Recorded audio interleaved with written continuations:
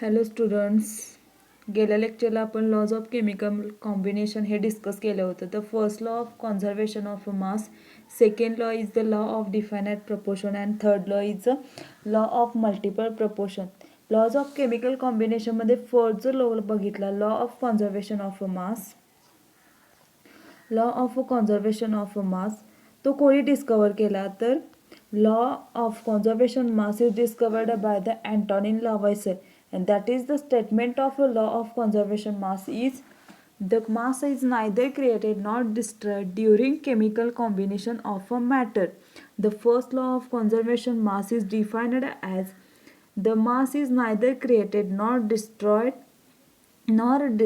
during chemical combination of a matter, or total mass of reactant is equal to total mass of product. The second law is the law of definite proportion. This law is discovered by the French chemist Joseph Proust, and this law is statement is a given compound always contains exactly the same proportion of elements by a weight. The law of definite proportion statement is the any pure compound always contains the same elements in a definite proportion by a weight, irrespective of its source or method of preparation. And third law is a law of multiple proportion. That is, this law is stated or discovered by the John Dalton. This statement is also stated as if two elements chemically combine with each other, forming two or more compounds with different compositions by a mass, then the ratios of masses of two interacting elements in the two compounds are a small whole number. The law of multiple proportion is defined as if two elements chemically combine with each other, forming two or more compounds with different compositions by a mass, then the ratio of masses of two interacting elements in the two compounds are a small whole number. Then fourth law is a Gay-Lussac law of a gaseous volume. Fourth law is a Gay-Lussac law of a gaseous volume. This law was discovered by a Gay-Lussac in 1808. This law was discovered by Gay-Lussac in 1808. The law states that when gas combines or are produced in a chemical reaction, they do so in a simple ratio by a volume, provided all gases are at the same temperature and pressure. When gases are produced in a chemical reaction, they do in a simple ratio by a volume, provided all gases are at the same temperature and same pressure. For example, under the same condition at a temperature and pressure, 100 ml of hydrogen combines with a 15 ml of oxygen to give a 100 ml of water vapor. For example, under the same condition of a temperature or pressure and a pressure, 100 ml of hydrogen combines with a 50 ml of oxygen to give a 100 ml of water. Hydrogen combined with oxygen, formation of water vapor. Here 100 ml of hydrogen gas. 100 ml of hydrogen gas combines with 50 ml oxygen gas. Then the formation of 100 ml of water vapor, that is 50 ml is equal to 1 volume.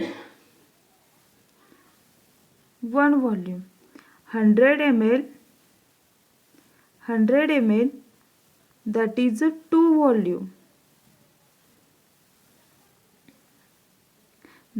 2 volume. Here The Gay-Lussac law, discovered by the Gay-Lussac in 1808, the law states that when gases combine or produced in a chemical reaction, they do so in a simple ratio by a volume, provided all gases are at the same temperature and pressure. Here, hydrogen gas combines with the oxygen, then the formation of a water molecule, formation of a water vapor. Here 100 ml of hydrogen gas combines with 50 ml of oxygen to give 100 ml of water vapor. Thus the 15 ml is equal to 1 volume and 100 ml is equal to 2 volume. Thus the volumes of hydrogen gas and hydrogen gas which combine together, that is 100 ml and 50 ml, producing 2 volumes of water vapor which amounts to 100 ml, bear a simple ratio 2:1:2. That is a simple ratio. Hydrogen gas combines with the oxygen, then the formation of water. Here 100 ml, here 100 ml hydrogen gas reacts with 50 ml oxygen gas, then the formation of 100 ml, then the bear a simple ratio of 2:1, 1:2. The Gay-Lussac law stated that the statement of the Gay-Lussac law, when gases react together to produce gaseous products, the high volumes of reactants and products bear a simple whole number ratio with each other, provided volumes are measured at the same temperature and pressure.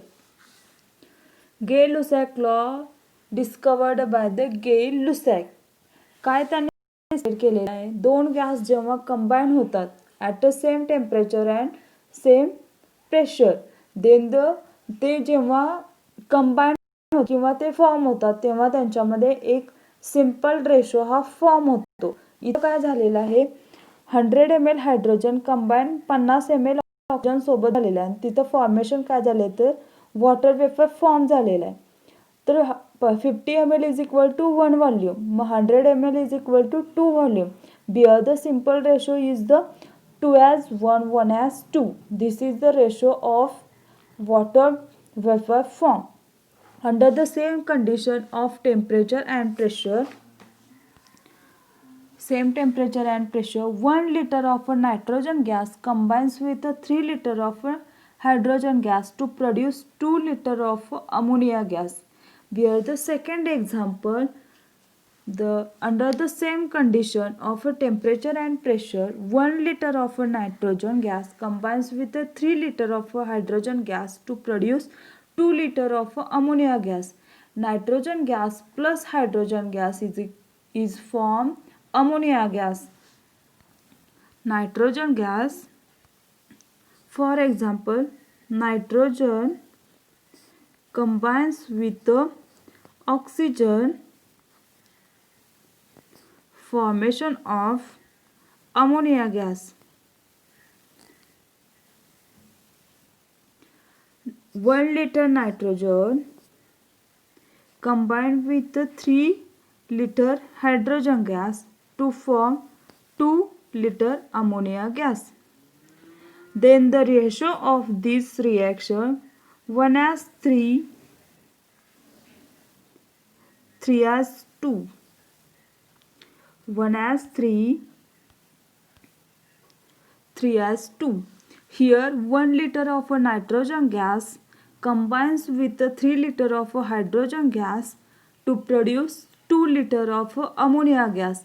Nitrogen gas 1 liter, hydrogen gas 3 liter to form 2 liter of volume of ammonia gas. Thus the volume of nitrogen gas and hydrogen gas which combine together, that is 1 liter and 3 liter, and volume of ammonia gas produced, that is 2 liter, bear a simple ratio 1:3, 3:2. The Gay-Lussac law काय डिस्कवर किंवा काय define करतं तर एखादा जेव्हा gases combine किंवा form होतात त्यांच्यामध्ये कंबाईन होताना व्हॉल्यूमचा सिंपल रेशो फॉर्म होतो, याला काय म्हणायचं, गे-लुसॅक लॉ. आणि हा डिस्कवर कोणी केला आहे तर गे-लुसॅक. तर सिंपल स्टेटमेंट आहे गे-लुसॅक लॉचं. Gay-Lussac law of combining volumes of gases. Volume हे कंबाईन होतात गॅसेसचं, तिथं तुम्हाला सिंपल रेशो फॉर्म होतो रिॲक्शनमध्ये, हे यांनी या लॉमध्ये सांगितलं आहे. तर स्टेटमेंट काय आहे गे-लुसॅक लॉचं, when gases react together to produce gaseous products the volumes of reactants and products bear a simple whole number ratio with each other provided volumes are measured at the same temperature and pressure. Here condition are same. Temperature आणि pressure at a certain कंडिशनला जेव्हा gas होतात आणि gas form होतो तेव्हा त्याच्यामध्ये simple ratio form होतो गॅसच्या व्हॉल्यूममध्ये, त्याला काय म्हणायचं, Gay-Lussac law. When combining volumes of gases. Then last law is the Avogadro's law. The last law is Avogadro's law. In Avogadro's law, discovered by Avogadro in 1811, Avogadro proposed that equal volumes of all gases at the same temperature and pressure contain equal number of molecules. Avogadro's law, discovered in 1811, Avogadro proposed that equal volumes of all gases at the same temperature and pressure contain equal number of molecules. काय सांगितलेलं आहे अवोगाद्रोने, equal volume of all gases under identical conditions of temperature and pressure contain equal number of molecules. जितकं volume असतं एखाद्या गॅसचं तितकेच नंबरचे मोलॅक्युल्स त्या गॅसमध्ये प्रेझेंट असतात. Equal volume of all gases under identical condition of temperature and pressure contain equal number of molecules. If we consider the reaction of hydrogen and oxygen to produce a water vapor, hydrogen gas combines with the oxygen, then formation of water. Here hydrogen is the 100 ml combines with the 50 ml of oxygen, then the formation of 100 ml of water molecule. Here one volume is equal to 50 ml, then 100 ml is equal to 2 volume. गे-लुसॅक law काय define करतो, तर 1 volume is equal to 50 ml, that is 1 molecule. 1 volume आहे म्हणजे तिथे किती molecule असणार आहेत, 1 molecule असणार आहे. त्यानंतर 2 व्हॉल्यूम असले तर किती मोलेक्युल असणार आहेत, तर 2 × n म्हणजे n मोलेक्युल आहेत म्हणजे 50 मोलेक्युल्स आहेत. 50 ml ऑक्सिजन असेल तर 1 व्हॉल्यूम सोल्युशन आहे, दॅट इज तिथे किती असणार आहेत मोलेक्युल, तर 1 असणार आहेत. त्याच्यानंतर 100 ml ऑफ हायड्रोजन असणार आहे, तिथं व्हॉल्यूम किती असणार आहे, 2 असणार आहे. तर तिथं मोलेक्युल किती प्रेझेंट असणार आहेत, तर 2 मोलेक्युल्स असणार आहेत. तर वॉटर वेफर किती व्हॉल्यूमचा प्रेझेंट होतोय तर फॉर्म होतोय तर 2 व्हॉल्यूमचा.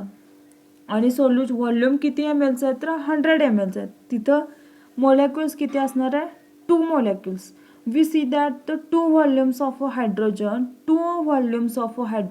combines with 1 volume of oxygen to give 2 volumes of water vapor without leaving any unreacted oxygen. We see that the 2 volumes of hydrogen combined with 1 volume of oxygen to give 2 volumes of water vapor without leaving any unreacted oxygen. That is the law of Avogadro's law.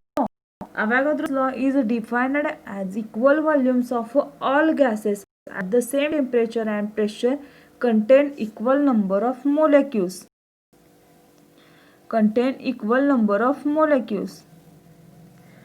Then,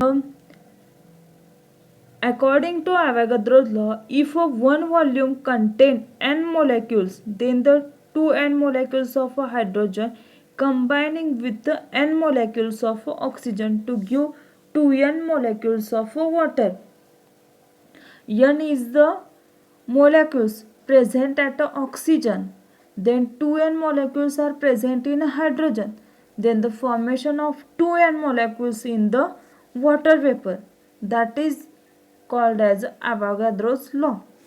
Therefore, two molecules of a hydrogen gas combine with a one molecule of oxygen to give a two molecules of a water vapor.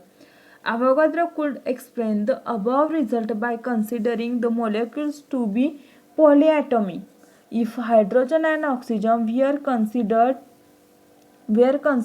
as a diatomic as a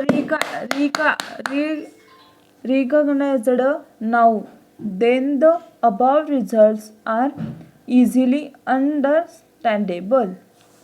There are two molecules of a hydrogen gas combined with one molecule of oxygen to give two molecules of a water vapor.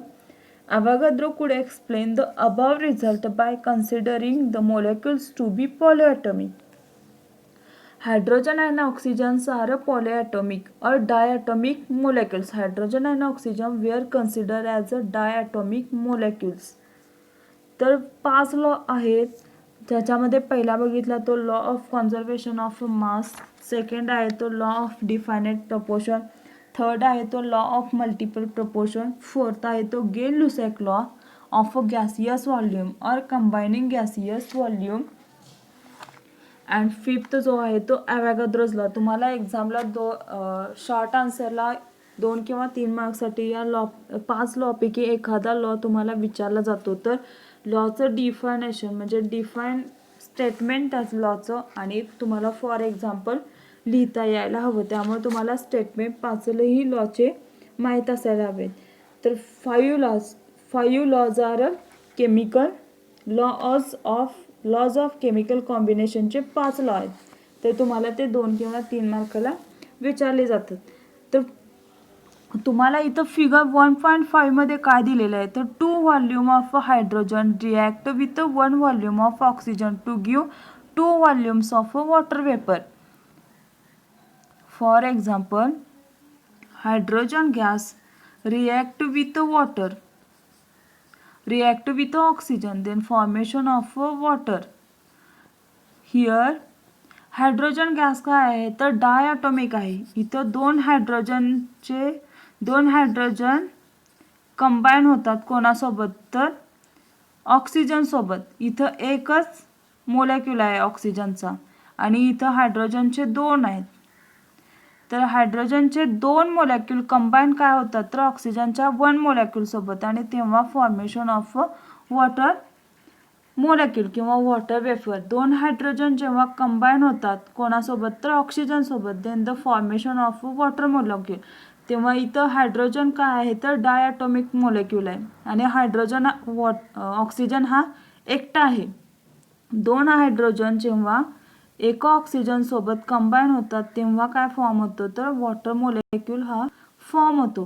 तर oxygen आणि hydrogen हे consider जेव्हा diatomic केले जातात तर recognised नाव the above results are easily understandable.